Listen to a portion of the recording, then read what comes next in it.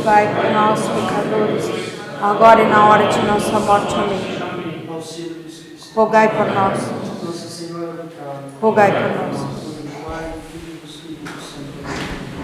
Antes de mais nada, essa aula eu vou dar uma aula sobre a Guerra Civil Espanhola. E isso aqui é uma aula que eu já tinha programado de quando o Melo colocou o cronograma das aulas de dar. Então, qualquer semelhança com a realidade é simplesmente mera coincidência. Não quero, é porque não tem comparação nenhuma realidade, mas simplesmente é uma aula que eu já ia dar e só isso, tá? Bom, então eu vou comentar hoje aqui um pouco a respeito de um capítulo da história do século XX que é muito falado aqui no Brasil e que normalmente é falado de maneira tendenciosa, né? Porque aqui vão existir dois lados declarados e o lado, os fascistas contra os comunistas, né? E o lado mais explorado vai ser o lado daqueles que foram os vitoriosos da Segunda Guerra Mundial. Porque a Guerra Civil Espanhola nada mais é, como até Nossa Senhora vai se referir assim, nada mais é que um preâmbulo da Primeira Guerra, né? É uma guerra civil, portanto, uma guerra que aconteceu dentro da Espanha, e ela vai de 1936 e termina imediatamente antes da Primeira Guerra Mundial, em 1939, e vai ser uma coisa assombrosa, né? Eu me baseei aqui para dar essa aula nas inúmeras aulas que eu assisti do professor Orlando a respeito desse tema, e também no Hugh Thomas, que é um autor que escreveu 2 livros, 2 volumes a respeito da Guerra Civil Espanhola, que é um livro assim excelente, muito cheio de dados, muito documentado, muito uma história da Segunda Guerra assim muito boa, uma história da Guerra Civil Espanhola muito útil e muito credível, né? E o melhor ainda é que ele tende aos republicanos, tende bastante aos republicanos, né? Então, ele é um insuspeito para falar, e fala um monte de coisas, mas ele não é um católico, ele nem um pouco ele é franquista, né? Ele é completamente contra o fascismo espanhol, e ele só que mesmo assim ele vai condenar toda a situação. E ele vai dizer, né, ele é uma grande autoridade no assunto, ele vai dizer: tempo algum no curso da história da Europa, talvez mesmo de todo o mundo, viu-se um ódio tão apaixonado à religião e às suas obras. Né? E pelo que acontece na Guerra Civil Espanhola, tendemos a dizer que ele tem razão. Né? Tendemos a dizer que isso aqui foi pior que a Revolução Francesa. Foi pior que a Revolução Francesa, é uma coisa devastadora, é uma coisa assim satânica, né? Para não dizer outra coisa. Tá? E quais são as causas dessa guerra? As causas dessa guerra são primeiro de tudo, o próprio caráter espanhol, né? Que vai ser um caráter sem meia medida, como vai dizer o Claudel depois, e que vai se posicionar radicalmente de um lado ou de outro, né? Mas, principalmente, essa guerra ela tem a ver com as invasões napoleônicas. Desde a morte do Filipe II, né, desde depois da morte do Filipe II, a Espanha vai se entregar a uma série de convulsões e as invasões... Filipe II, rei da Espanha, o grande Filipe II... Isso. Né? O próprio Thomas fala isso.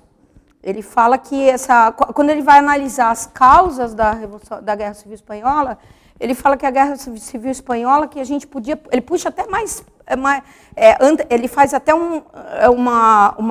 dá uma causa anterior. Ele fala que desde o Renascimento, né, desde o fim do Renascimento, as ideias liberais vão dividir a Espanha. E o que os autores e ele mesmo põe é a questão da decadência do catolicismo, que a unidade da Espanha era segurada pelo catolicismo, que o final do catolicismo ele vai jogar a Espanha numa série de convulsões. Né? Lógico que isso daqui são as causas remotas. Uma causa mais próxima e mais evidente são as invasões napoleônicas. As invasões napoleônicas que vão para Portugal. Né? O Junot ele vai entrar em Portugal, para entrar na Espanha, saindo da França para atacar Portugal. Ele queria pegar Dom João VI, né, antes da fuga dele para o Brasil, e ele vai deixar um número enorme de soldados na Espanha. Né? Os soldados simplesmente eles vão tomar a Espanha, não porque a Espanha era favorável a Napoleão, então a Espanha não estava sendo invadida, a Espanha estava servindo de corredor de passagem, mas os soldados vão ficar lá e as ideias napoleônicas vão ficar lá. Napoleão é dito, né, como Robespierre a cavalo. Então, o que o Robespierre fez na Revolução Francesa, Napoleão vai fazer com as invasões napoleônicas. E a Espanha é um caso clássico disso, onde ele vai dominar os reis, dominar a monarquia e vai espalhar para lá todo o liberalismo. De lá para cá, o século XIX da Espanha vai ser um absurdo.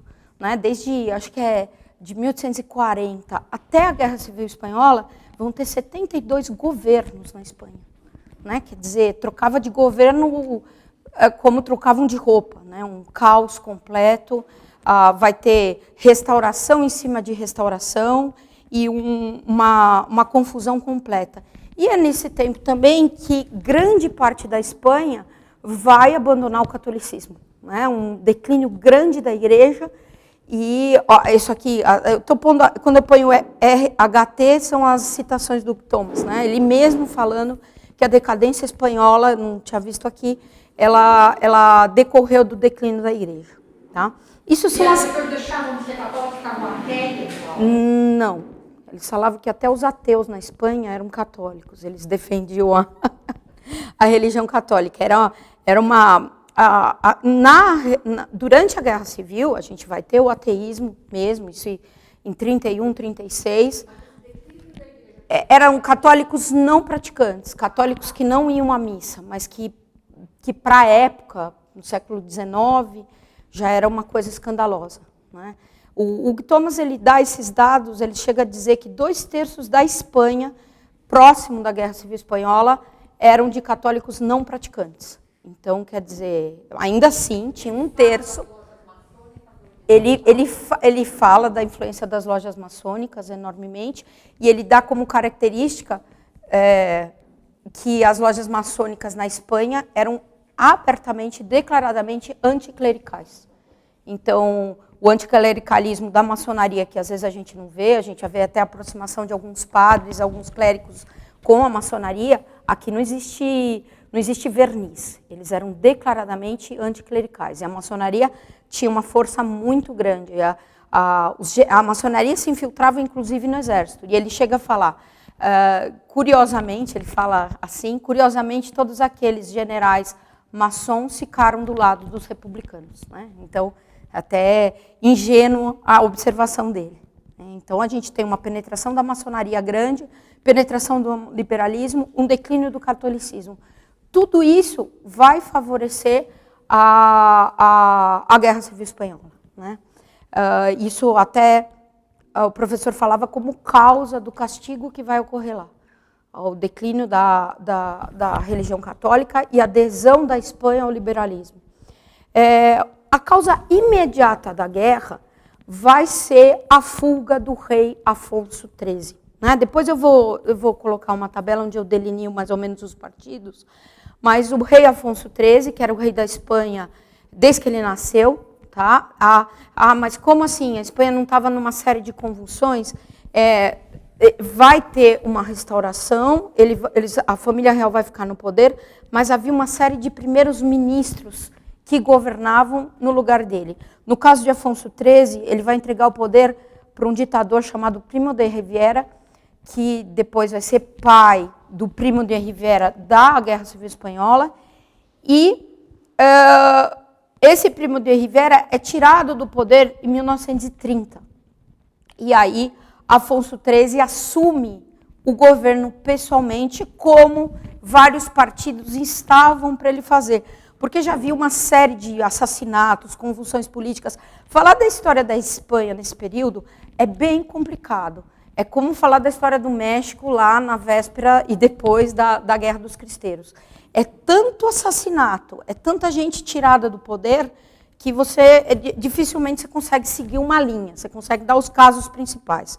Mas o fato aqui, Afonso XIII, então, ele em 1931, ele tinha ficado rei, só que ele, não é que ele abdica, ele sai do trono.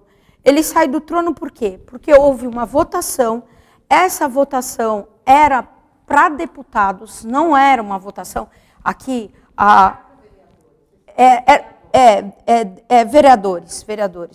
vereadores. Esses vereadores, eles governavam junto com o rei, a monarquia era uma monarquia parlamentar, né? E o Afonso XIII, ele conseguiu, nessas votações, 22.150 votos.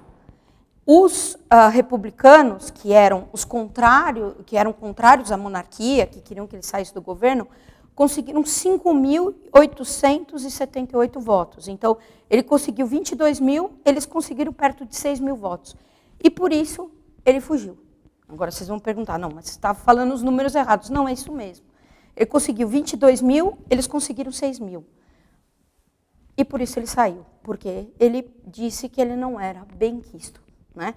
Por quê? Porque esses 6 mil era, como era de se esperar, nas maiores cidades. Eram nas cidades principais, Barcelona, Madrid, nas grandes cidades. Os 22 mil eram no interior. Então, como ele perdeu nas grandes cidades, onde, lógico, as ideias liberais, comunistas, anarquistas estavam disseminadíssimas, né? Ele vai dizer que, para evitar uma guerra civil, ele ia se retirar. Né? Quer dizer, uma coisa completamente tola. Né? Para vocês verem, ele era republicano, né? Para vocês verem o discurso dele. As eleições do último domingo mostraram-me que deixei de gozar do amor do meu povo. Como ele teve a maioria deslavada, né? O povo queria ele. Poderia muito facilmente dispor de meios para sustentar o meu poder real contra todos os advenas, mas estou resolvido a nada fazer que coloque um dos meus compatriotas contra outro numa guerra civil fratricida. Assim, até que a nação se pronuncie, suspenderei deliberadamente o uso das minhas reais prerrogativas. E vai para a França. Né? Ele nem abdica, ele fala assim, ó, até vocês pedirem para eu voltar, eu estou indo embora. Não brinco mais, é justamente isso, é uma coisa assim louca. E ele era a única, a Espanha estava numa convulsão e um crescimento dos comunistas, da esquerda muito grande, e era uma esquerda perigosa, uma esquerda, ela era multifacetada, mas tinha gente ali, como vai levar as vias de fato, disposta a fazer de tudo. E a autoridade sair, quer dizer, foi um absurdo que ele fez, né? Então, simplesmente, ele abandonou o poder. Nisso, ele parece... Quê? Então, vai ficar um governo provisório, que vai cair na mão dos republicanos, é óbvio, porque as grandes cidades estavam dominadas pelos republicanos. Então, uma coisa assim, absurda o que ele fez. Parece muito a atitude do nosso Dom Pedro II aqui, né? Isso aqui é a Revolução Francesa na Espanha. Aqui no Brasil... foi quando Dom Pedro II perdeu a monarquia, em 1889, né, com a proclamação da República pelo Deodoro. Ele não estava no Rio de Janeiro, ele estava em Petrópolis, no Paço Imperial de Petrópolis. Então, mandaram ir avisar, né, que tinham resolvido proclamar a República, porque ninguém sabia. Foi uma coisa feita à noite, às escondidas. Então, mandaram avisar, e isso tomou todo mundo de surpresa. O rei ainda devia ficar muito surpreso com isso. Bateram na porta dele, o mordomo atendeu, mandaram chamar ele. As mulheres, a Teresa Cristina e a Princesa Isabel estavam atrás dele, ouvindo o que era. Ele foi até a porta. O emissário ainda se confundiu, chamou ele de Vossa Alteza, e não era mais, né, porque já tinha sido destituído, e disse para ele que ele tinha 24 horas, ele com a família real, para deixar o Brasil, né? Então, isso aqui é o quê? É a Revolução Francesa, é tirar a monarquia do país. Uma coisa que na França foram anos e rios de sangue. E a nossa Revolução Francesa, como é que foi? Qual é a frase heróica de Dom Pedro? Como é que ele respondeu o emissário? Ele virou as costas para as mulheres e disse, mulheres, façam as malas. Né? E elas chorando, e a única resistência que ele teve é que ele pediu 3 dias para sair. Né? Por quê? Porque era também republicano. Tá? Só que é anterior a isso, mas era outro rei que governava, mas era republicano. Esse aqui também era republicano. Ele entregou para a república. Né? O catolicismo na Espanha, esse todos são dados do Thomas, ele tinha a Espanha tinha 20 milhões de habitantes. Né? Então era um país relativamente populoso para a Europa no período. Tá? Nesses 20 milhões de habitantes, a gente tinha 20 mil frades, 60 mil freiras, 31 mil padres e, como eu já disse, 2/3 dos católicos não eram praticantes. A igreja era unida ao Estado ainda, por causa da monarquia e de tudo mais, então ela controlava o ensino das escolas, que era bastante, tinha um nível bem grande. Né? Na Guerra Civil Espanhola, o que a gente vai ter logo após essa abdicação, que não foi abdicação? A gente vai ter um enfrentamento de 2 partidos, mas esses 2 partidos eles são multifacetados. Né? A gente vai ter o enfrentamento dos republicanos, que vão se aliar aos comunistas e aos anarquistas. A gente vai ter um movimento anarquista enorme na Espanha, tá? Dos maiores que já se viu. E esse grupo, ele vai se colocar contra os nacionalistas, a Frente Nacional, né? Era a Frente Popular e a Frente Nacional. Do lado dos nacionalistas, também, os nacionalistas eles vão agregar uma série de grupos. Os falangistas, que eram fascistas, os monarquistas, que queriam a permanência e a volta do rei Afonso XIII, os carlistas, que eram monarquistas, que queriam, eu não vou explicar aqui porque não vai dar tempo, mas queriam uma outra linhagem que subisse ao poder, porque os carlistas não, porque eles eram ligados aos miguelistas portugueses. Quando teve Dom Fernando, que foi por influência napoleônica, ele tirou a lei sálica e permitiu que a filha dele, que ia nascer, se tornasse rainha, e tirou a hereditariedade de Dom Carlos. Esses carlistas queriam a volta da linhagem de Dom Carlos. A gente vai ter, eu repeti aqui, os fascistas, né, que está dentro desse grupo dos falangistas, e os católicos. Né? Os católicos, eles vão ter uma entrada aí nesse lado dos nacionalistas, vão ser empurrados para esse lado. Tá? Aqui a Guerra Civil Espanhola vai colocar os católicos num dilema, né, entre escolher entre os comunistas e anarquistas, né, republicanos era só uma parte deles, e o fascismo. Note-se também que aqui a gente está em 31, que o fascismo não era o fascismo, o nazismo não era o nazismo. O que eu quero dizer com isso? Né? Hitler, ele estava em ascensão e ele não tinha feito tudo que ele fez depois da guerra, para as pessoas saberem, e tudo mais. Então, a adesão dos católicos aqui, que não vai ser uma adesão política. Vários católicos, eles eram contra, a gente vê nos discursos deles, mesmo o fascismo não sendo fascista, eram contra o fascismo. Né? Na verdade, os nacionalistas, na véspera da Revolução, vão se declarar católicos por oportunismo. Né? Os partidos, tá? Falar um pouco dos partidos. Então, de partidos, esses são os da Frente Popular, os republicanos. A gente tinha o PSO, Partido Socialista Obreiro, que tinha como líder esse chamado Largo Caballero. O PC, que era o Partido Comunista, muito pouco votado. Tinha a FAI, que era bem importante. Era uma sociedade secreta no começo, que controlava a CNT. A CNT era a CUT dos anarquistas. A FAI era anarquista. Essas duas, juntos com o Partido Radical, eram de uma violência absurda, inaudita.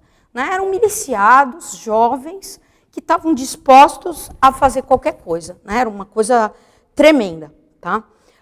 Tinha o Partido Republicano, que era um pouco mais moderado, o Partido Radical, já falei, CNT, o POM, que era o Partido Obreiro Unificado Marxista, trotskista, e a UGT, União Geral dos Trabalhadores, que também ia na mesma linha marxista e se confundia com os outros. Então, esses todos capitaneavam um monte de miliciados, jovens, mulheres, né, que aderiram aí aos republicanos. Do outro lado, a gente vai ter os nacionalistas.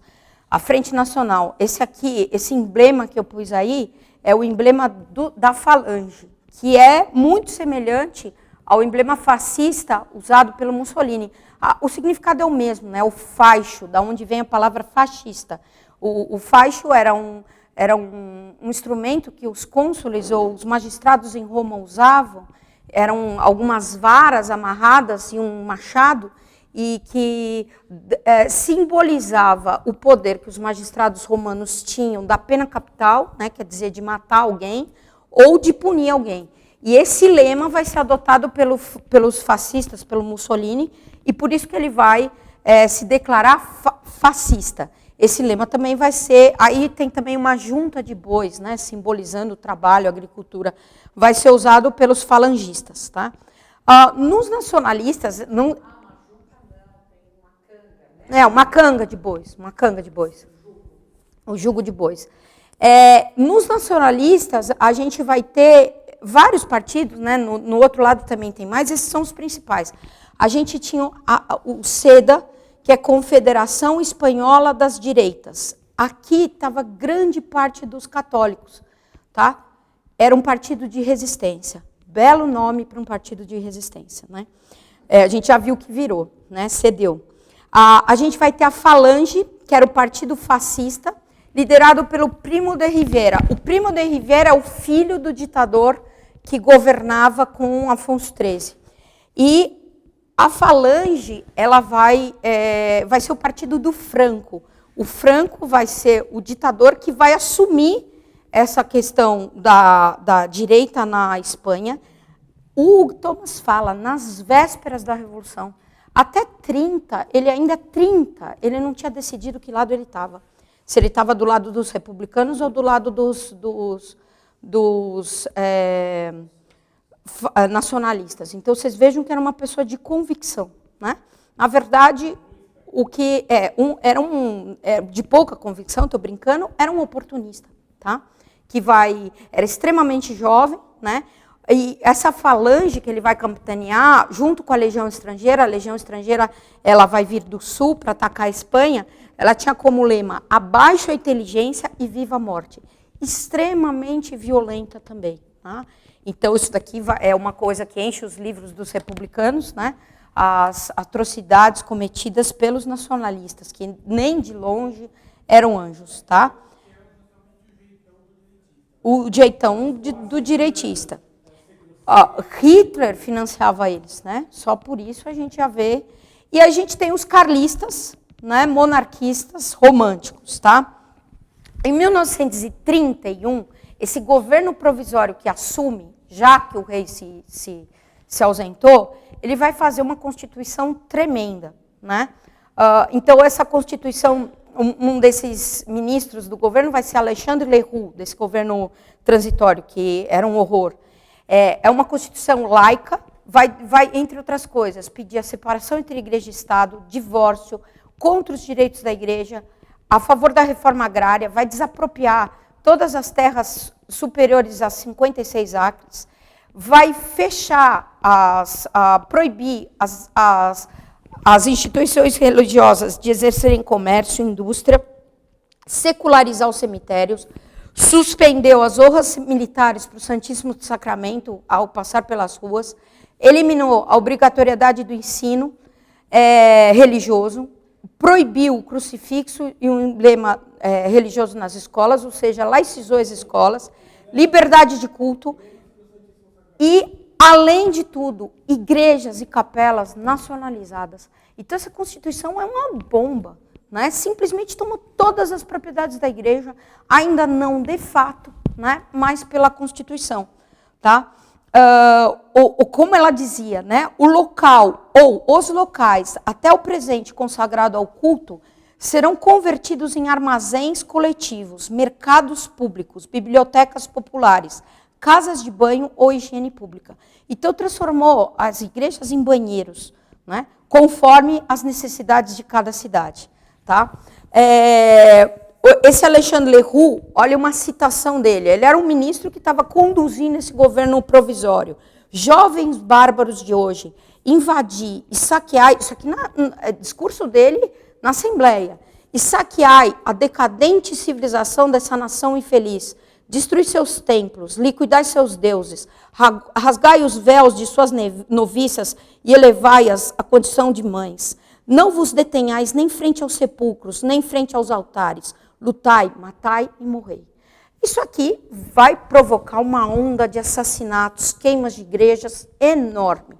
Como resistência real, a gente vai ter o cardeal Segura, né, o cardeal Pedro Segura. Esse aqui vai ser excelente, só que vai passar a vida fugindo, vai ter que fugir da Espanha, voltar, vai ser preso, vai ser traído pelos padres do Vaticano. A vida dele vai ser muito conturbada. Mas ele vai fazer um discurso fulminante para a resistência. E vai dizer, se permanecermos quietos e inertes, essa expressão ele tira da encíclica de Leão XIII, se nos permitimos a apatia e timidez, se deixarmos livres o caminho àqueles que estão tentando destruir a religião, ou se esperarmos a benevolência de nossos inimigos para assegurar o triunfo de nossos ideais, não teremos direito algum de nos lamentarmos. Quando a amarga realidade mostrar que tivemos a vitória na mão e, no entanto, não soubemos lutar como intérpretes guerreiros prontos a sucumbir gloriosamente. Ele também dava a resposta ao rei Afonso XIII. O rei Afonso XIII, ele estava em Paris, né, passeando lá, diante dessas manifestações, ele vai fazer uma declaração.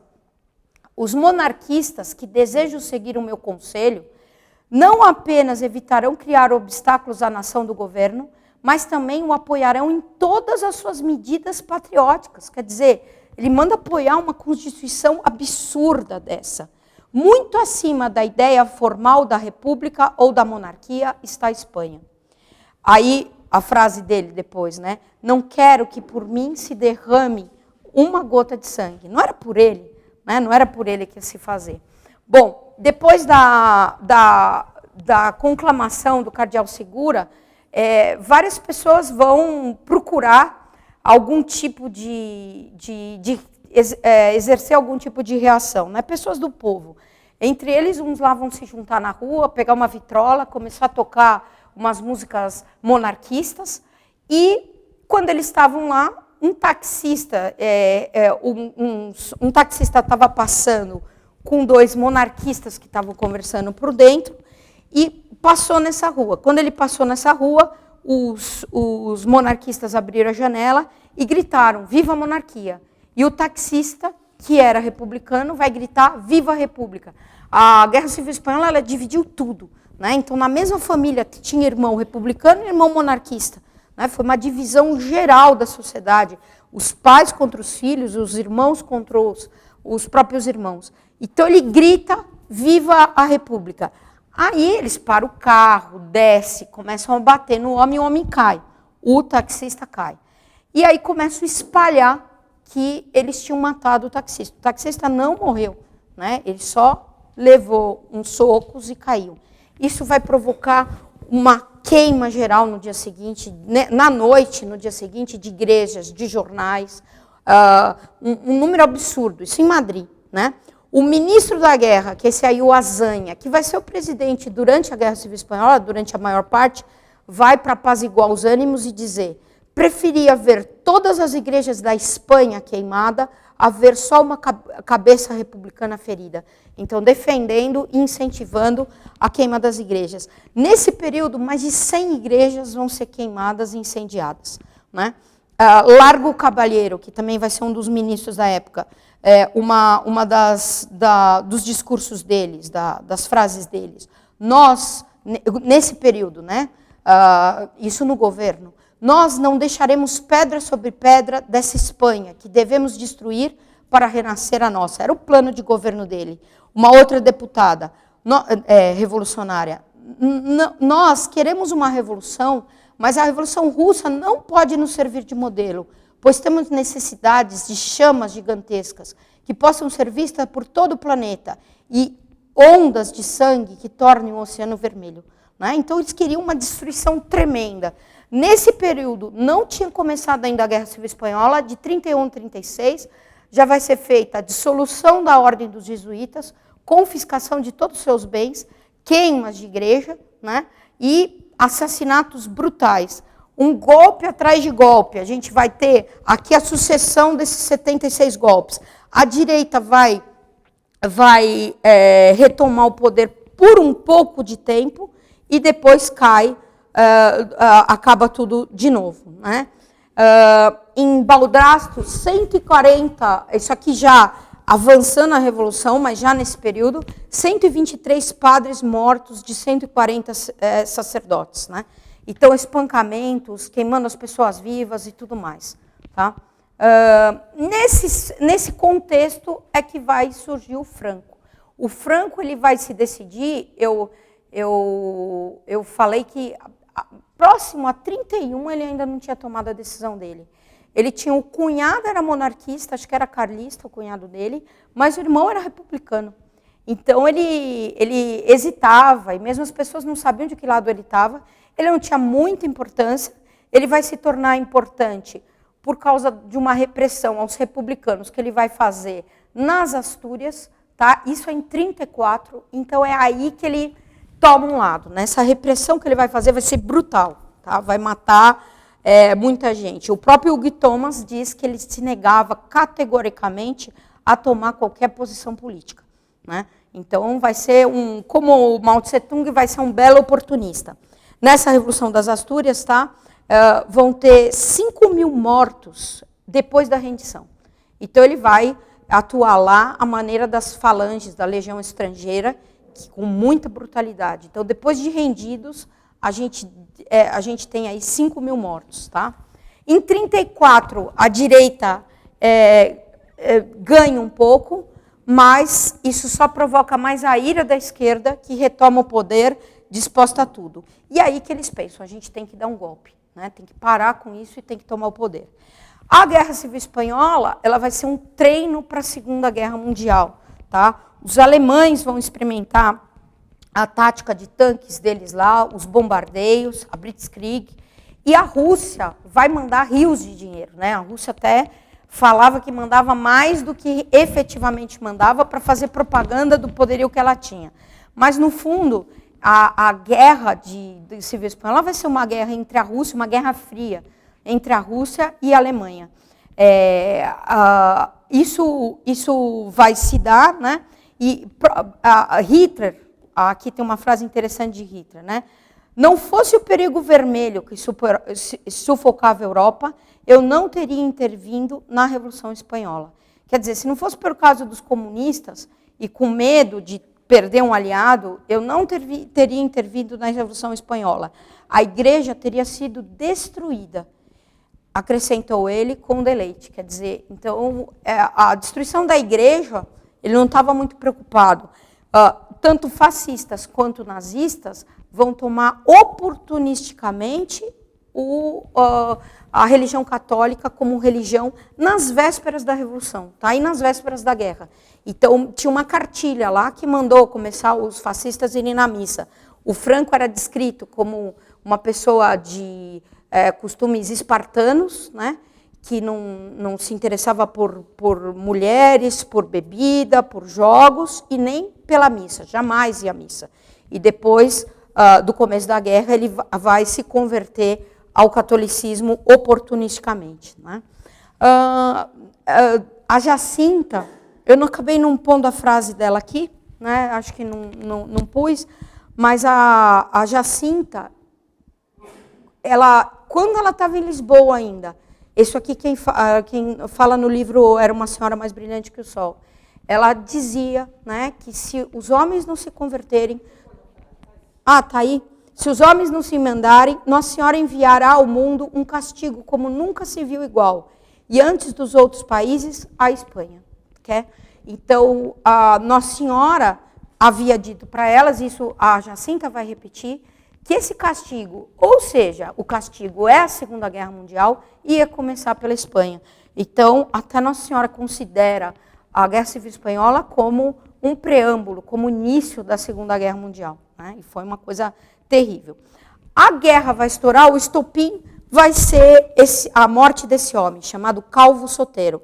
Ele era partidário católico, né, dos nacionalistas, e vai fazer um discurso na Câmara, dizendo: o mais brioso soldado, qualquer ante a eternidade, que não estivesse pronto a se levantar pela Espanha contra a anarquia, se tal fosse necessário, né, os soldados deviam estar dispostos a isso.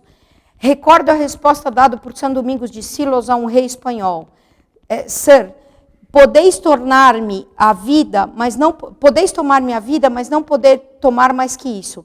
Não é melhor perecer gloriosamente do que viver na ignomínia? Então ele vai incitar os jovens, incitar os deputados a tomarem armas e a tomarem uma atitude quanto ao que estava acontecendo, contra os comunistas. Quando ele desce da tribuna, essa senhora, né, chamada, se é que assim podemos dizer, chamada Dolores Ibarru, que é considerada a maior comunista da Espanha, ou maior comunista da Espanha, vai dizer, em alta voz, vários vão ouvir, vão ter vários testemunhos: esse homem falou pela última vez, esse homem falou pela última vez. Ela era católica, nasceu católica, depois ela casou com um mineiro ateu, que se divorciou, porque ela dizia que era bom que as mulheres gerassem os filhos sem o estorvo dos maridos. Né? Ficou absolutamente comunista. O Thomas diz, não como verdade, mas que circulavam boatos, que ela havia matado um padre com os dentes. Tá? Era, então, uma comunista ferrenha, vai ser a principal comunista espanhola. Quando o Franco assume, ela foge para a Rússia, e um dos filhos dela vai ter 6 filhos, vários morreram na infância, um dos filhos dela vai morrer na Batalha de Stalingrado combatendo o Hitler. Ela vai voltar e vai morrer em 89 na Espanha, vai se juntar com católicos. No final da vida, apesar daqui ser ateia, ela vai se juntar com um movimento católico socialista. E ela disse isso do Calvo Sotero. E aí, Calvo Sotelo. E aí, o que acontece? Ele é pego, né, na casa dele. Isso 2 dias depois do discurso. Ele aparece os miliciados lá e manda ele descer. Ele vai, se despede da esposa, ainda faz uma brincadeira, fala: eu volto logo se não me estourarem os miolos. E ele desce, entra no carro, no carro estava cheio de miliciados, senta no banco da frente, o miliciado que estava no banco de trás aponta a arma na nuca dele e estoura a cabeça dele. Eles continuam segurando o corpo dele, dando voltas por lá, né? E depois entregam o corpo dele no cemitério, dizendo que era de um mendigo, que era para ser enterrado. Vão descobrir, né? Nesse mesmo tempo, morre um outro comunista importante em Madrid, assassinado pelos nacionalistas, e o enterro vai ser feito no mesmo dia. Então, os republicanos e os comunistas vão começar, os republicanos nacionalistas vão começar a se matar no cemitério e já se enterrar por lá mesmo. E aí vem o levante. Tá? Então, dizem, né, que quem começou a Guerra Civil Espanhola foram os nacionalistas que se insurgiram contra o governo, porque o governo era republicano. Mas a gente está diante de toda essa situação, né, desse tipo de discurso e de assassinato. A pessoa discursa, depois ela é morta. Tá? Então, eles falam que esses aqui eram contra o governo e os outros são os legítimos representantes do governo. O levante, para encurtar as... Bem curioso, o método é sempre o mesmo, tipo, também isso agora recentemente, né? Na verdade, o certo ou errado, o democrático ou não, a liberdade de imprensa ou não, é aquilo que se diz que é. Entendeu? Então, aqui, quem começou foram eles, porque foram eles que começaram, porque havia um governo, eles se inscritam dentro do governo. Não, e isso, assassinatos, queima de igrejas, discursos de ódio, né, incitando a morte. E os católicos nisso, quietos, tá? Quietos. A não ser o cardeal Segura, não tinha partido católico atuante no sentido de fazer nada. Os católicos estavam quietos. Por que eu digo isso? Porque simplesmente eles vão ser trucidados.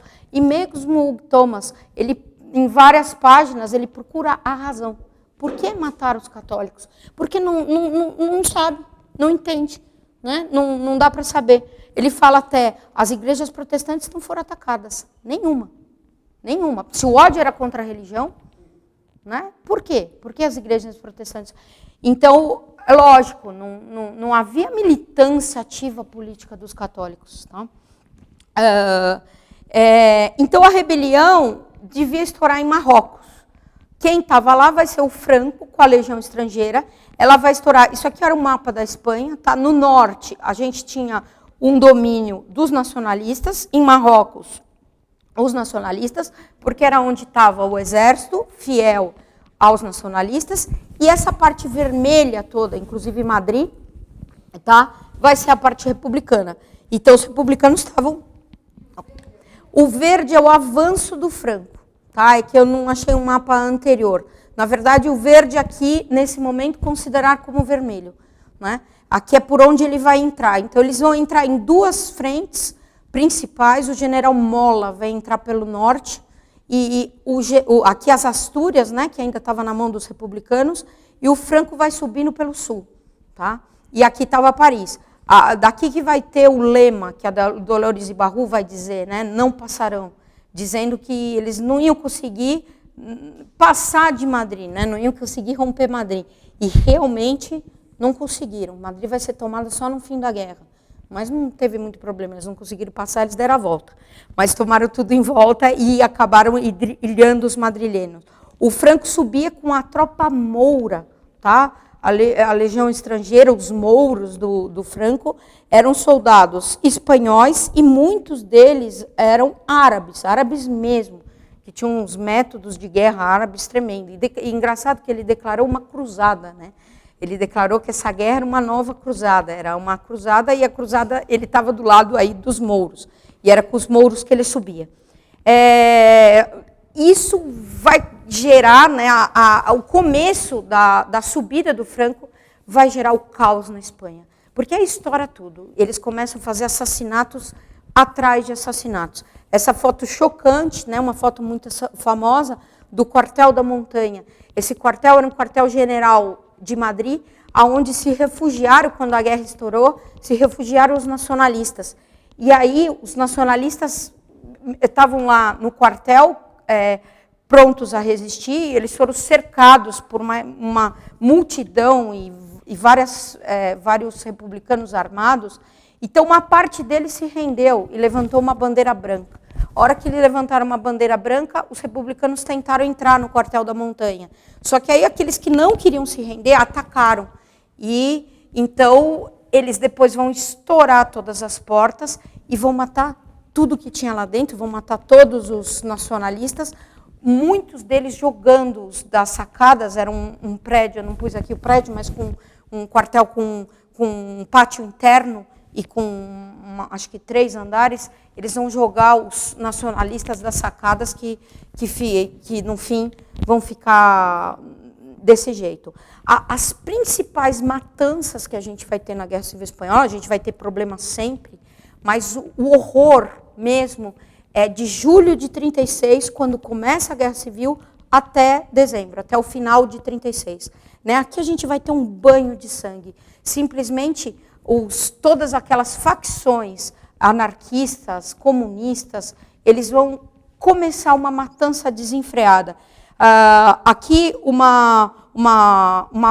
parágrafo do Gui Thomas. Né?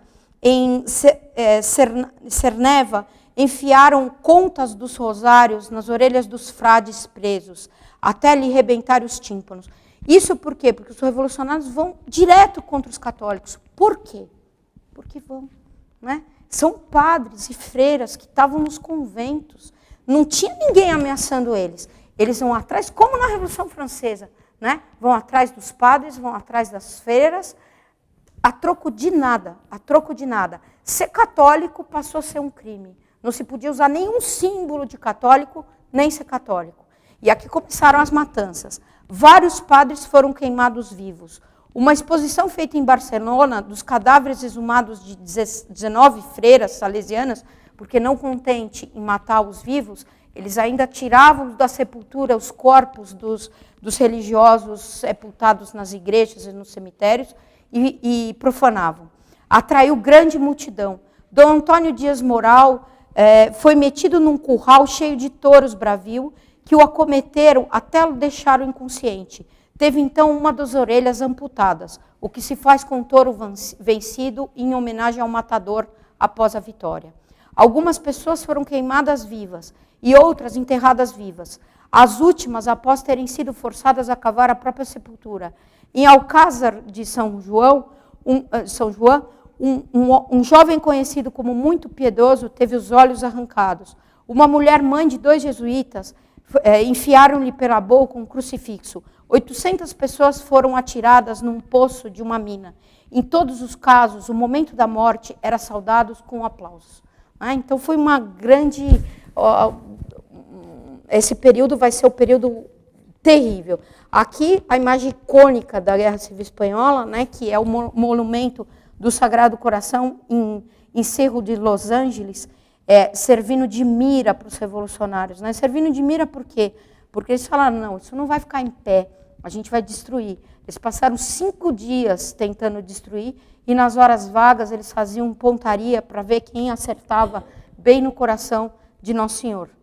Isso aqui é o trabalho todo que eles tiveram para demolir um monumento e depois construíram lá um monumento para a República Revolucionária. Tá? Isso aqui é outro Sagrado Coração de Málaga, que também foi destruído. Eles saqueavam as igrejas e muitas vezes pousavam com fotos, usando as roupas de padres, fazendo gracinha, brincando. As freiras foram, agora, se aplicou aquela lei que se tinha na Constituição de 31, ipsis literis, em toda a Espanha. Então, em toda a área roxa, em toda a área vermelha, foi proibido de ser católico. As freiras tinham que deixar os conventos. Num primeiro momento, eles tiraram todas as freiras e obrigaram a voltar para as famílias, foram acolhidas por outras casas, tinham que tirar os hábitos, algumas não tiraram, mas tinham que tirar os hábitos e colocar roupas civis, e depois eles saíram caçando. Depois disso de um mês, eles saíram caçando aquelas freiras, porque o fato delas serem católicas já dava o direito de matá-las. Tá? Então, isso aqui é umas fotos, está vendo a passividade das freiras. Isso aqui, de novo, eles nas igrejas. Tem um padre que tem um blog, agora esqueci o nome dele, queria citar, mas ele tem uma catalogação dos mártires, das fotos, é muito interessante. Aqui os objetos litúrgicos que eles tomaram, e o Hugo Thomas vai dizer que o objetivo não era roubar. Então, que durante a confusão, um garoto estava roubando uma cadeira e não destruiu. Então, os comunistas falaram, por que você está roubando? Você tem que destruir, não roubar. Então, na verdade, era uma destruição de tudo. Essa daqui é algumas das igrejas, os cadáveres que eles desenterravam e profanavam, das freiras mortas, e se expunham nas portas das igrejas. É uma coisa assim, é uma coisa inacreditável, inacreditável, inacreditável, inacreditável. Isso aqui é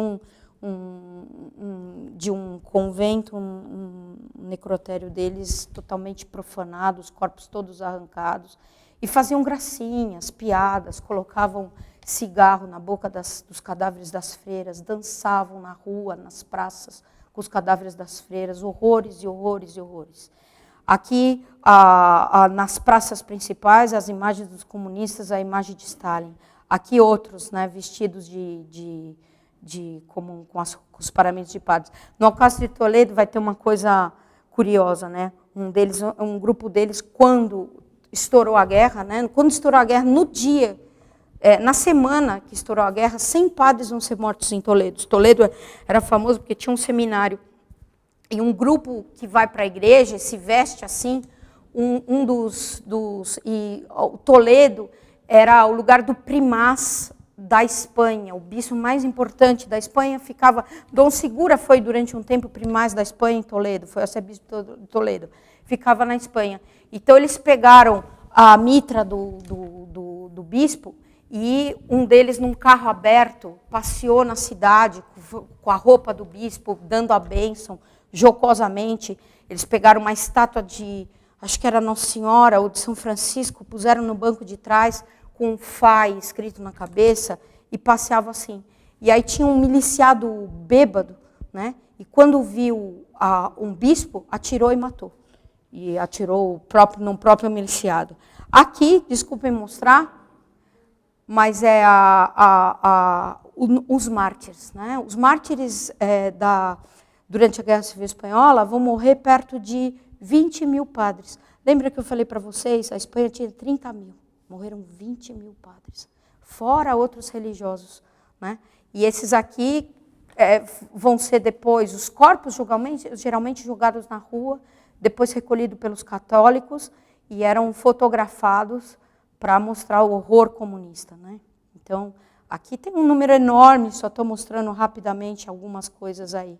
Alguns casos, né? De casos tem um monte. Acho que está em processo de beatificação, e foram beatificados, canonizados, perto de 500 mártires espanhóis. Tá? Então é um número enorme. E é muito interessante, porque isso foi feito agora, recentemente. Não tem nem registro, mas é muito interessante por isso. Esse padre, ele acho que ajudou nesses processos, e ele tem os catálogos, e tem conta a vida das pessoas, porque é lógico, todos esses são mártires, né? Mas para os beatificar, tem que se fazer um processo. Então se levanta a biografia deles e os pormenores, né? Os pormenores do que aconteceu. Então é muito bonito. Né? Aqui eu peguei só alguns casos, bem poucos casos, mas tem uma infinidade de coisas. Esse garoto, né, Beato Francisco Garcia, foi beatificado. Chegaram na casa dele, pegaram o tio dele, que era católico, levaram embora. Depois, no mesmo dia, à noite, chegaram e pegaram o pai dele.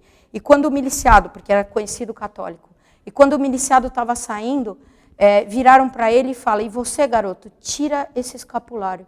E ele virou e disse: não vou tirar. Não, você vai tirar, eu não vou tirar. E aí levaram ele preso, ele foi torturado e morto, e gritando Viva Cristo Rei, que era o grito que eles davam. Né? Então, um garoto de 15 anos. Esse Fernando Saperas morreu em 13 de agosto de 1936. A morte dele é uma coisa bárbara, que não dá para contar. Né? Eu só pus ele aqui pela lembrança. Ele ficou 15 horas na mão dos comunistas com torturas as mais inimagináveis possíveis, né? Que não vale a pena nem ser mencionadas, mas até as mulheres para quem ele era levado pediam para soltar ele, e eram mulheres que não prestavam, tinham pena dele, do tal horror que fizeram com ele. Na hora de matá-lo, né, fizeram um horror, levaram ele para o cemitério. Eles sempre faziam assim, para poupar o trabalho de levar os corpos para lá. Então, na hora de matá-lo, falaram assim: não vamos atingir a cabeça, para ele ter mais dor para morrer. Então, atingiram o corpo dele, e ele vai se aproveitar disso e vai gritar Viva Cristo Rei, e ele chamava por Nossa Senhora. É conhecido como um mártir da pureza. Ficou 15 horas na mão dos miliciados. Né? Esse aqui também foi outro horror. Esse daqui vai sofrer o mesmo tipo de tortura por 5 dias. Né? Eles, os dois, eram seminaristas. Esse aqui é diácono, tinha feito já voto de castidade. Então, vai sofrer com choques elétricos. Depois, quanto mais ele resistia, e para sair disso, era só levantar o punho erguido. Só isso, só isso. Eles pediam, é lógico, para ele dizer uma blasfêmia, mas eles falavam: levanta teu punho. E ele não levantou. Né? Morreu, mas não levantou. A morte dele também vai ser horrorosa. Eles vão cortar a barriga dele, jogar gasolina e deixar ele queimando antes de matá-lo, né? Para ele sofrer bastante. E ele também se aproveitou disso e dizia, vai gritar até ele conseguir Viva Cristo Rei, né? E vai gritar o nome de Nossa Senhora, né? Então, e esses casos todos relatados, né? Esse aqui vai ser arrastado, vai ser preso num carro e arrastado pela cidade. E também, antes de fazer, porque eles faziam muita questão disso. Então, aqui é um martírio, todos esses são muito bem caracterizados. A primeira coisa que eles faziam era pedir para a pessoa dizer uma blasfêmia. Se ela não dizia, era católico. Era fácil de ver, né? Que nem eles faziam com os japoneses, punham um crucifixo no chão e pediam para pisar. Aqui pediam uma blasfêmia. Se ela não dizia, ela era arrastada. Arrastaram ele pela cidade e depois o que sobrou dele penduraram na igreja, da qual ele era pároco, e queimaram. Tá? Esse aqui é bonito. Ele era de Barcelona e teve que fugir. E uma vez ele foi andar na rua, né? Ele estava vestido de padre, ele não tirou a batina, e os parentes dele falaram, mas você não sabe que é perigoso, né? Que você fazendo isso, você está cometendo uma coisa perigosa? E aí ele vai responder, o que me pode fazer? Né? O que eles podem fazer comigo? Tirar minha vida? Eu não tenho medo da morte, eu estou preparado. E aí encontraram ele, pegaram ele e prenderam. Prenderam porque era católico, só por isso. Né? E quando ele foi ser morto, ele já prenderam, já iam matá-lo ali mesmo. Ele falou, tá bom, mas vocês me dão uns minutos, você me dá uns minutos para rezar. E ajoelhou e começou a rezar na placidez, numa completa placidez, e o assassino vai dizer, quanto tempo você quiser, vai sobrar tempo e vai quebrar a cabeça dele. Esse daqui é um ferroviário, né? O pai de 2 freiras, ele tinha ficado viúvo, só tinha as 2 filhas vão entrar num convento, e ele era conhecido porque ele ia nessa capela, a Igreja da Santíssima Trindade, e ele participava, tinha uma adoração perpétua do Santíssimo Sacramento, e ele fazia vigília noturna, era chamado guarda noturno de Nosso Senhor.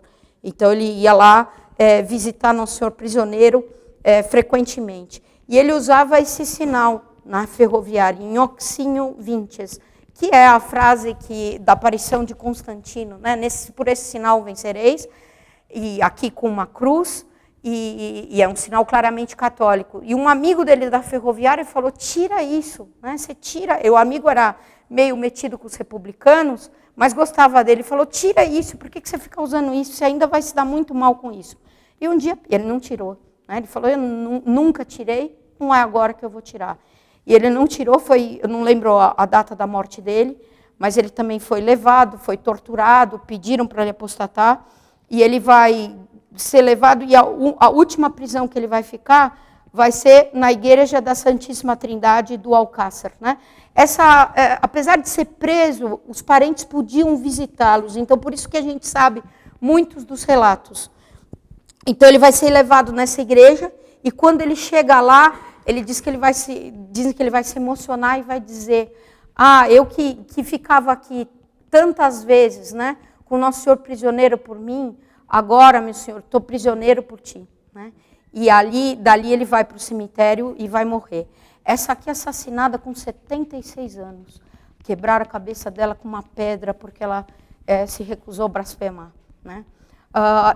E assim tantos casos, né? Um padre da paróquia de Naval Morales, né? Os miliciados encontraram ele e falaram, você está com medo, né? Quando prenderam ele, porque ele estava de batina. Usar batina era pena de morte. Tá? E ele vai dizer que não, quero sofrer por Cristo. Então vai morrer como ele, vão crucificá-lo. Né? Só não terminaram a crucificação porque falaram vai dar muito trabalho fazer uma cruz. E fuzilaram ele do jeito que tinham. Ele vai pedir para morrer de frente, para morrer abençoando e perdoando aqueles que tinham atacado ele. E assim, muitos casos. Esse caso aqui, para não demorar demais, esse caso aqui é bonito, do Beato Francisco Castelo Aleu. Esse aqui era um químico, ele não era religioso, ele estava noivo, e ele era professor de catecismo, ele dava aulas normalmente, e foi pego. Né? Era uma pessoa que falava bem, que tinha influência nos outros, e pegaram ele e puseram ele na prisão com vários padres. Nessa prisão que ele ficou, essa daqui, Era uma prisão, eles foram colocados num quarto sem iluminação nenhuma. Ele com mais 3, 4 padres lá, e não tinha condições sanitárias nenhuma, higiene nenhum, e eles obrigavam os padres a limpar as latrinas sem instrumento nenhum. Esse aqui, ele proibia isso, falava e fazia todas as coisas dizendo que as mãos dos padres não deviam fazer isso, né? Então ele fazia as coisas mais baixas, os trabalhos mais servis possíveis, né? Para a família, nesse tempo que ele já estava sofrendo bastante, eles eram espancados, ele vai mandar uma carta dizendo: estou muito bem, não me falta nada, não se preocupeis comigo, né? E sofria enormemente lá, para que a família não ficasse com pena dele. Uma das falas dele, né, ele vai dizer que ele sabia que eles iam ser martirizados, né, mas eles foram presos como fascistas. Ele sempre vai dizer: eu não sou fascista, eu sou católico, eu não tenho nada com os fascistas. Acharam uns livros em alemão na casa dele, de química, ele falava que ele estudava nisso, foi suficiente para dizer que ele era fascista. Então, ele vai dizer: sempre seremos uns condenados fascistas, renunciemos até a glória do martírio aos olhos do mundo, pois a única coisa que conta do nosso sacrifício é nosso sacrifício ser agradável a Deus, né? Quer dizer, então, até a glória do martírio eu não vou ter, porque eu vou ser chamado de fascista. Ele vai ser pego no interrogatório dele e vão perguntar para ele se era fascista, ele vai dizer que não, e depois perguntam para ele: e católico, você é católico? Sim, claro que sou católico. E vão, por isso, condená-lo à morte, né? E aí ele vai dizer: se ser católico é um delito, aceito com muito gosto ser delinquente, porque a maior felicidade que pode alguém alcançar nessa vida é morrer por Cristo. Se eu tivesse 1000 vidas, entregaria todas por Ele, sem duvidar um instante. Assim, dou graças pela oportunidade que me dás de me assegurar a salvação. E ele foi condenado com vários outros, os outros estavam todos se lamentando, se descabelando que iam morrer, e ele vai dizer para eles: espera, a gente tem uns minutos, não fiquem chorando assim, vamos escrever umas cartas para as nossas famílias. E a carta que ele vai escrever para a família dele, ele não tinha nem pai nem mãe, já tinham morrido, ele só tinha 2 irmãs, ou uma irmã e uma tia, e a noiva dele, essa daqui. Queridas irmãs e tia, acabam de anunciar a minha condenação à morte, e nunca me senti tão feliz como eu estou agora. Estou seguro que essa noite estarei no céu com meus pais. A providência divina quis me eleger como vítima dos erros e dos pecados que temos cometido. Me dirijo feliz à morte. Nunca como agora terei tantas possibilidades de assegurar a minha salvação. A Deus ofereço os sofrimentos desse momento. A noiva dele, ele vai escrever: querida Mariana, nossas vidas estavam unidas e Deus quis separá-las. A Ele eu ofereço com toda a sinceridade que sou capaz o amor que sinto por ti, puro e sincero. Tua desgraça me pesa, mas não a minha. Podeis estar orgulhosa, 2 irmãos e teu noivo, porque os irmãos dela já tinham morrido uma semana antes, né? Então, é um colosso, né? Vai se dirigir para a morte. Quando ele vai morrer, ele vai pedir para os assassinos, para os fuziladores: um momento, por favor. E vai dizer: eu perdoo a todos até a eternidade, né? E vai gritar: viva Cristo Rei. Esse aqui é um dos muitos exemplos de vários e vários e vários outros mártires que a gente vai ter na Guerra Civil Espanhola. Os miliciados, né, entre muitas mulheres, entre eles, saíram matando tudo o que havia pela frente. E como vai dizer muito bem o Claudel, eles não vão poupar nem as pedras, né, nem a igreja. Então, sua cólera, aqui o Thomas, se dirigia antes de tudo contra a igreja. Em toda a Espanha, as igrejas e conventos eram queimadas. O objetivo era a destruição e não o saque, né? Aquele caso que eu comentei com vocês. Então, a gente vai ter uma enormidade de igrejas queimadas, né? Por toda a Espanha, por todos os republicanos, são imagens destruídas, igrejas queimadas, saqueadas, ostensório. As imagens eram todas aqui escrito FAI no peito. Os quadros, esse aqui é um quadro de um pintor flamengo importante, né? Nem as obras de artes, tá? Eles vão poupar. Né?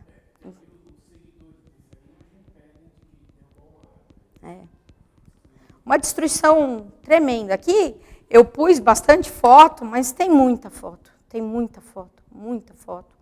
Os órgãos, as igrejas queimadas, tudo destruído, né? Foi um terror, um verdadeiro terror. É mais fácil, às vezes, falar quais que foram poupadas nas áreas republicanas do que as que foram queimadas. Tá? Um terror. Fazendo uma contabilidade, 20 mil igrejas e conventos pilhados e destruídos, 13 bispos assassinados, 5.255 padres, 2.492 religiosos, quase 400 religiosas, 250 seminaristas, 49 noviços, entre o número de católicos assassinados. Esse número é confiável, tá? O Thomas que dá, esses números são todos deles. Ele faz um pequeno estudo a respeito disso e diz que são números confiáveis. Cerca de 75 mil leigos católicos. Isso aqui não é um número de mortes da Guerra Civil Espanhola, nem o número de mortes dos nacionalistas, dos que falam aí em 900 mil, né, que morreram na guerra. Isso aqui é um número de martírios. Tá? Então, aqui são pessoas que foram mortas por serem católicos. Né? Tá? Antes de concluir, se eu deixo o Alcácer para depois, eu vou só concluir com o poema do Clodel, porque senão fica desconexo, o Alcácer não volta sobre esses temas todos. Né? Então, o Clodel ele tem um poema bonito, isso aqui é o Guernica, que depois na próxima aula eu comento, né, o Guernica do Picasso. Por acaso, um Guernica do Picasso, porque ficou Guernica por acaso. Então, o Clodel ele tem um poema, Paul Claudel, que era francês, poeta francês, católico, ele vai fazer um poema em homenagem aos espanhóis, né? E o poema dele é lindo, e ele justamente descreve toda essa situação. Então, aos mártires da Espanha, ele escreveu em francês e em espanhol. Então, eu vou ler aqui os trechos que são bem bonitos e sintetizam bem essa situação. Engraçado, ele escreveu em 37, o poema dele, é de 37, quer dizer, ele não viu nem o desenrolar das coisas e o que já se tinha de notícia era tão trágico assim. Passante que vira uma a uma, o poema dele, volto a dizer, é simbolista, né? Então, ele é simbolista, ele tem toda essa falta de métrica que é característico. Passante que vira uma a uma as páginas desse livro sincero, lê tudo, registra em teu coração, mas contém a tua cólera e teu espanto. É igual, é o mesmo que viveram nossos predecessores, é o que aconteceu nos tempos de Henrique VIII, de Nero e de Diocleciano. O cálice que beberam nossos antepassados, não beberíamos também nós? A coroa de espinhos para eles, e para nós uma coroa de rosas? O sal que nos puseram na nossa língua teria um outro gosto nesse novo batismo? É possível, meu Deus, que nos outorguei essa honra suprema de dar-nos algo, nós também pobres, de nossa presença, e de dizer que é verdade, que vós, com vosso sangue, sois o Filho de Deus? A maravilha de nossa existência, é certo, não se pode pagar mais que com sangue. O evangelho de Jesus que eu recebi, não podias recebê-lo impunemente. Nesse mundo que não crê, não é verdade que se possa crer impunemente. Não foi só por nosso bem-estar que vos deste a pena de nascer. Nós cremos e nós cuspimos na face de Satanás. É muito longo, eu cortei um pouco, né? Robespierre, Lenin e os demais, Calvino, não esgotaram todos os tesouros do ódio e da raiva. Voltaire, Renan, Marx, não atingir o fundo da idiotice humana. Mas diante de nós, esse milhão de mártires, ele está se referindo a todos os mártires da igreja até o século XX. Antes de nós, todos esses inocentes, cheios de glória, eles também não derramaram tudo, não ofertaram tudo, não ofereceram tudo ainda. Somos nós que agora estamos em seu lugar, estamos de uma vez. Por fim voltou a hora do príncipe desse mundo, a hora do interrogatório final, a hora de Iscariotes e Caim. Santa Espanha, na ponta quadrada da Europa, concentração de fé, massadura e trincheira da Virgem Maria, ao último passo de São Tiago, que só termina onde a terra acaba, pátria de Domingos, de João, de Francisco Conquistador e de Teresa. Indestrutível Espanha, que sabe recusar a meia medida, sacudida nas espaldas contra o herege, contido e passo a passo rechaçado, está se referindo à reconquista. Exploradora de um duplo firmamento, ele está se referindo às navegações, porque tem o céu do norte e o céu do sul, que as navegações espanholas descobriram. Colonizadora do outro mundo. Nessa hora, que é a hora da tua crucificação, Santa Espanha, esse dia, irmã Espanha, que é teu dia, com os olhos cheios de entusiasmos e lágrimas, eu te envio a minha admiração e meu amor. Quando todos os covardes traíram, tu, mais uma vez, soubeste recusar. Como nos tempos de Pelágio e Alcide, tu, mais uma vez, há desembainhado a espada. Chegou o momento de decidir e de desfraldar a alma. Chegou, por fim, o momento que se conheça a cor do nosso sangue. Muitos pretendem ir ao céu por um caminho complacente e fácil, mas, de repente, a pergunta é feita, e eis o pedido e o martírio. O céu e o inferno são nos postos na mão e temos 40 segundos para escolher. 40 segundos. E sobra tempo ainda. Irmã Espanha, Santa Espanha, tu escolhestes 11 bispos, 16 mil sacerdotes sacrificados e nenhuma só apostasia. Ah, oxalá possa, como tu, lançar meu testemunho em voz alta no esplendor do meio-dia. De onde me chegam, aqui ele está falando como se fosse Nossa Senhora, de onde me chegam todos esses filhos, grita aquela a quem chamavam de estéril. As portas do céu não bastam para essa legião que se aperta. O que chamais de deserto, vede, é deserto, diziam. Vede o manancial e a palmeira, 16 mil sacerdotes, todo o contingente num momento e o céu colonizado numa só labareda. Por que tremer, ó alma? Por que se indignar contra os carrascos? Eu não faço mais do que juntar as mãos e chorar, e digo que isso é bom e belo. E vós também, pedras, eu vos saúdo do mais profundo da minha alma, santas igrejas exterminadas, estátuas destroçadas a martelos, e todas essas pinturas veneráveis, e esse cálice que pisotearam.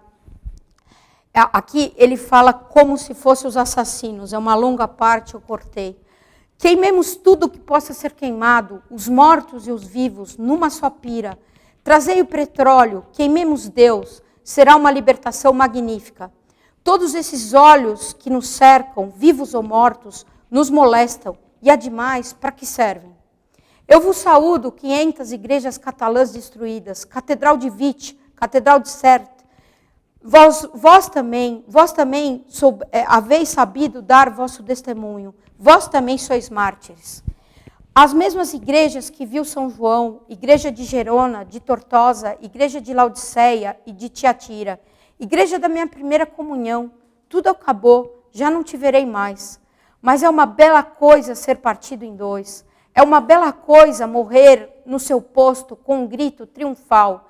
É belo para a igreja de Deus subir ao céu, toda ela, no incenso e no holocausto. Sobe ao céu, Virgem venerável, pela direita via, sobe coluna, sobe anjo, sobe ao céu, grande oração dos nossos avós. Catedral de Vite, de São José Maria Serve, tu eras admirável só aos homens, agora és grata a Deus. E já está feito, a obra está consumada. A terra, por todos os seus poros, bebeu o sangue que a turbava. Bebeu o céu a missa dos 100 mil mártires, e a terra é profunda para digeri-la. Tudo uma vez mais está consumado, e no céu se fez um silêncio de meia hora. E nós também, com a cabeça descoberta, em silêncio, minha alma, guarda o silêncio ante a terra semeada. A terra concebeu no fundo de suas entranhas, e e já começou a germinar. O tempo de lavrar terminou, e agora é o tempo da semeadura. O tempo da poda acabou para a árvore, e agora é o tempo das represárias. Com os pés no petróleo e no sangue, eu creio em ti, Senhor, nesse dia, que um dia será teu dia.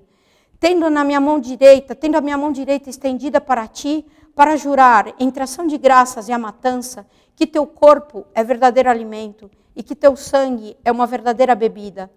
E dessa carne triturada, a tua, e desse sangue que foi derramado, nenhuma parcela se perdeu, nenhuma gota se derramou em vão. E o inverno sob os nossos sulcos continua, mas a primavera já se fez na explosão das estrelas. E tudo que foi derramado, os anjos recolheram e respeitosamente levaram para o interior do véu. Né? Então, um poema muito bonito, que fala justamente aí de todos os martírios e fala também toda dessa destruição que foi feita na igreja. Enfim, era isso. Né? Na próxima aula, então, eu dou um capítulo dessa guerra, que é um capítulo heróico de resistência, que é a questão do Alcácer. Tá? Tudo bem? Pode ser? Vamos rezar? Pai, do Filho e do Espírito Santo, amém. Ave Maria, cheia de graça, o Senhor é convosco. Bendito sois vós entre as mulheres, bendito é o fruto do vosso ventre, Jesus.